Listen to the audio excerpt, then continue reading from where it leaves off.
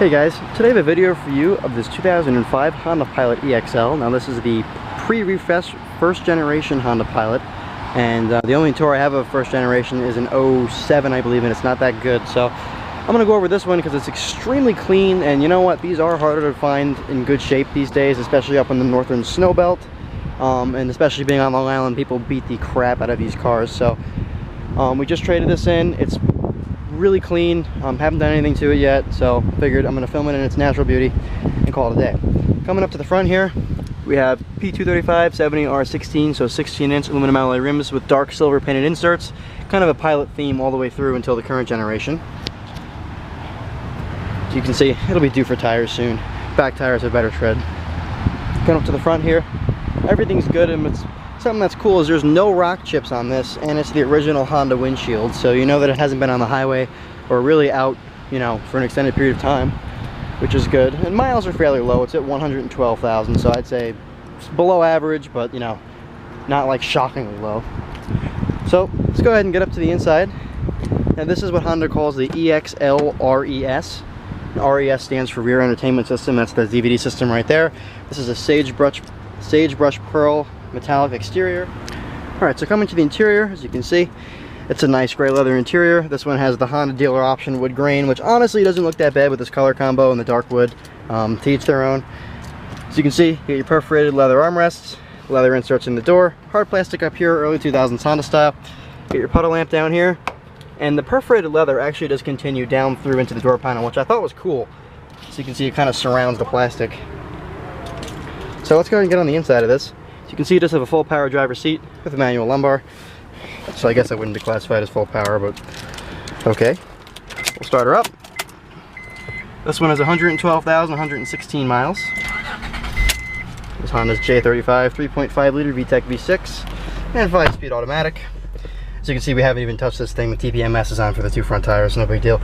Leather wrapped steering wheel. As you can see, you get your volume and channel controls over here with your mode and your cruise control. Turn signals and headlights, and intermittent speed wipers over here with rear wiper controls. Coming to the side, you have your traction control, cruise control main, old school Honda sunroof switch. This one has a full power sliding and tilting sunroof, which is very nice. As you can see, coming over to this roof console here, you got two push lamps. Coming to the center stack area, this is RES, Rear Entertainment System, so it has a split radio. Basically what this allows you to do is control the rear passenger's audio. You can switch it between their DVD or listen to the radio. So you can actually have the radio and CD on up here in the front and a DVD back here, and it works vice versa. So say the kids in the back want to listen to a CD, they get the CD and you can listen to FM radio. It's actually a really cool and kind of ahead of its time kind of design. Turn this radio up here.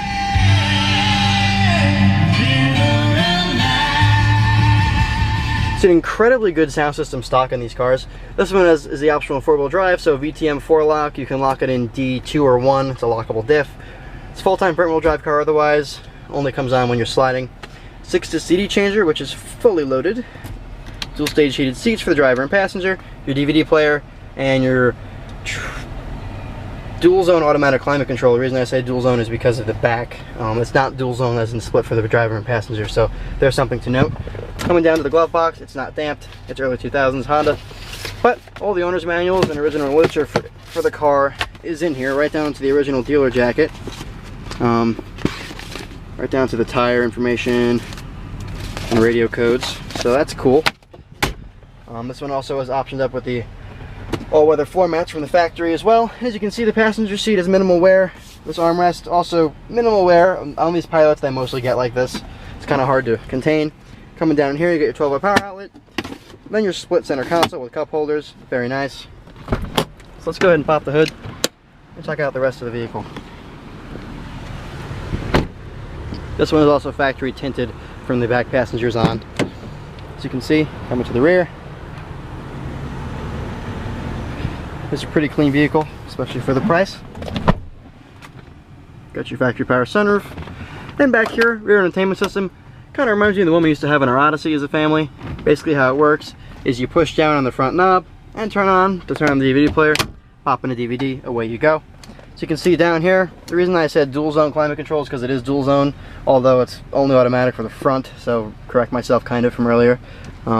See, coming back here, Get your vents and your 3-person headphone port. Back in the day, you can plug in headphones independently, and you can also run an Xbox or a PlayStation off of here, which is really pretty cool. Got a nice armrest with cup holders and a little storage. And very high quality leather throughout in this car, which is something that's pretty cool. And great thigh support. I'm 6 feet tall. I got plenty of thigh support, pretty good headroom, so that's good. Nice little integrated handles. This whole car is kind of a throwback for me. So you can see accessing the rear is the same as in any Pilot, just like it is in the 2nd generation. You get your rear seat, and I'm willing to bet you money that all the headrests are underneath the storage compartment like they all are. This one also came factory with the wing and the roof rails, as most of the first generations did, if not all of them. You can see back here, 60-40 split for both rows. Your 3rd-person child seatbelt for also both rows. Cup holders, armrests. Interior quality follows throughout, minus the leather inserts. Jack and storage. And down here, like I guessed, all 3 headrests. The only reason is people keep them is because if you want to fold the seat, it's easier to just leave them out. It's very nice. As you can see, you have your factory dual-tipped exhaust as well. Overall, a pretty clean example of a 1st generation. Like I said, these are kind of hard to find in good shape, so I figured I'd take the opportunity to do a quick tour of it. There's Honda's J35 3.5 liter V6, making them in the neighborhood of 248 horsepower and X amount of torque. It's in the 240s to 250s, definitely. 5-speed automatic with overdrive. Very nice. Alright guys, as usual, thank you for watching. If you have any questions, do leave them below.